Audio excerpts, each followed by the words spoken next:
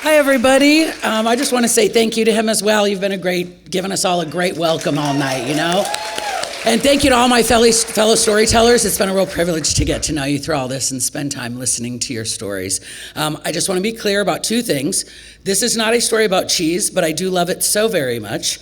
And I do not have any free trips available for anyone here tonight. So just getting that out of the way.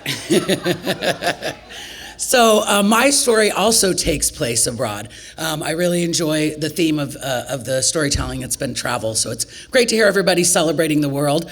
My story starts in France. When I was a senior in high school, they offered a trip to Europe, which specifically we spent 5 days in Nice studying. So we traveled a little bit in Europe. It would have been and was my 5 juniors, myself a senior, and 1 sophomore. The sophomore ended up being one of my greatest friends, a tall redhead named Liz, 6'2", 5 juniors with boyfriends, and then myself. The teacher that took us, she's had a lifelong effect for me. Her name was Madam K. We're gonna save face with not her full last name. But she taught me 3 out of the 4 years I studied French in high school. So it's one of those things when you have a teacher where you develop a friendship while still having that respectful space of teacher. But I was 18 when we went. So all of us went ahead together. We traveled. We got to Nice. We got to stay with host families. In the mornings, we would study French.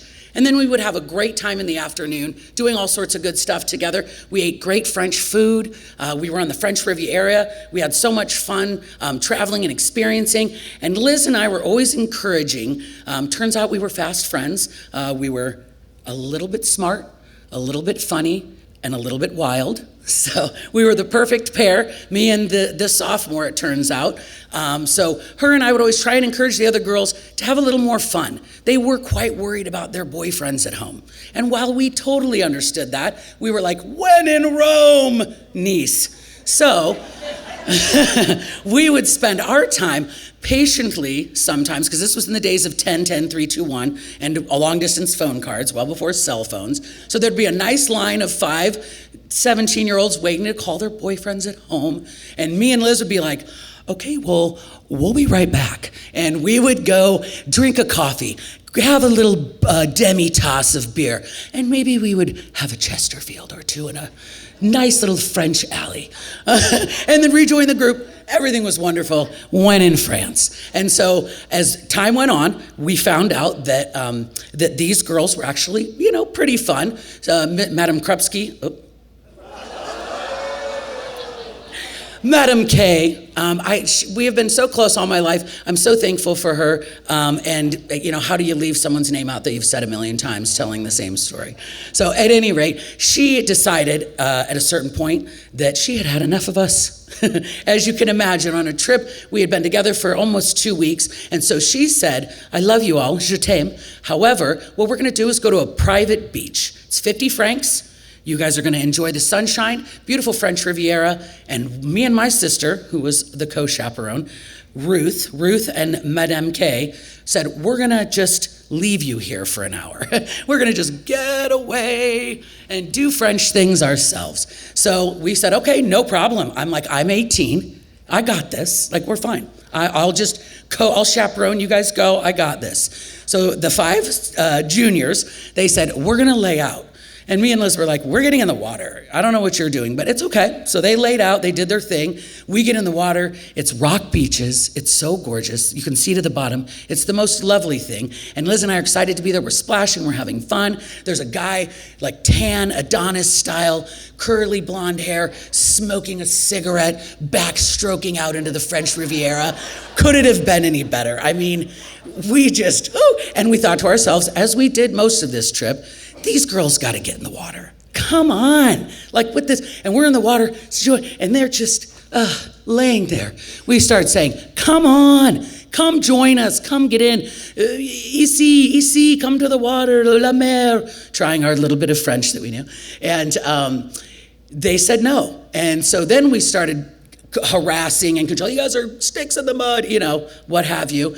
And that enticed them to sort of antagonize back.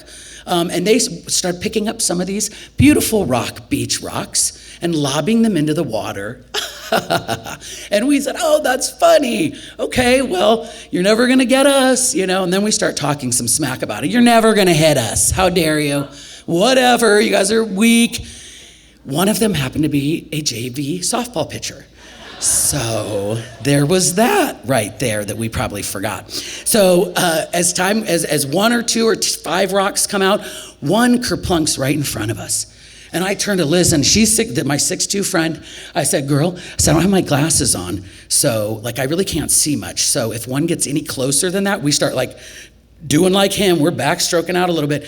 Next thing you know, I turn forward, boom, slam, right in my face, right in my eyebrow. The doctor said if I'd been 1 inch, I would have lost my eye, one little bit lower. And I'm like, oh, and I go under. And I'm like, hello, darkness, my old friend.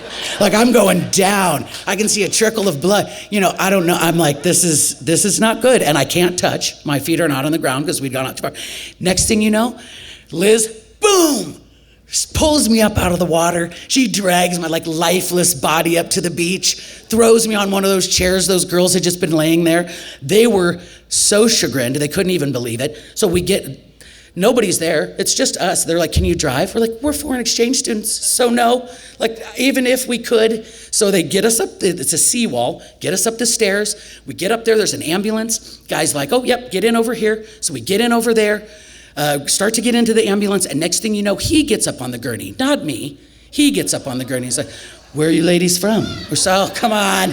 All right, we're from Nebraska. I've got a head injury. We're from Nebraska. So, get us to the hospital. They get me into the room, French healthcare system.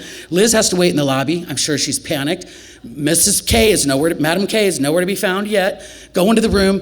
They sew my eye up, getting it done. I'm trying to ask how to say scar in French. So, I'm a little panicked.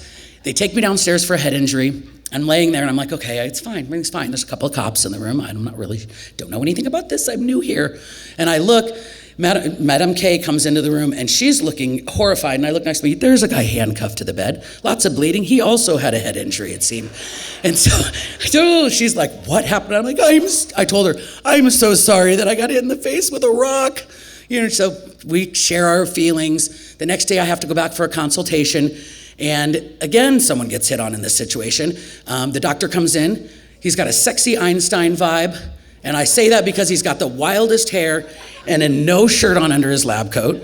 Immediately hits on Madam K, immediately hitting on her. So we got the full treatment. And so after that, we go. And the one thing I want to say about the French connection with her is I've known her my whole life and I still see her from time to time. And you have that knowing look. Sometimes you share spaces with people like we are today. And we'll always have this moment together, just like her and I and Liz and her sister always had this moment. It was the moment after we left the doctor's office. And that day, that fateful day when I got hit in the face with a rock in France, in the French Riviera. I love saying that. We go back to her hotel room, and me and Liz are sitting there sheepishly apologetic and everything, and we're like, we're so sorry, we're wild and fun. And her and her sister are just like, and we kind of start laughing a little bit, and Madam K goes, all right, so don't tell anybody about this, and give me a cigarette. She was wild too.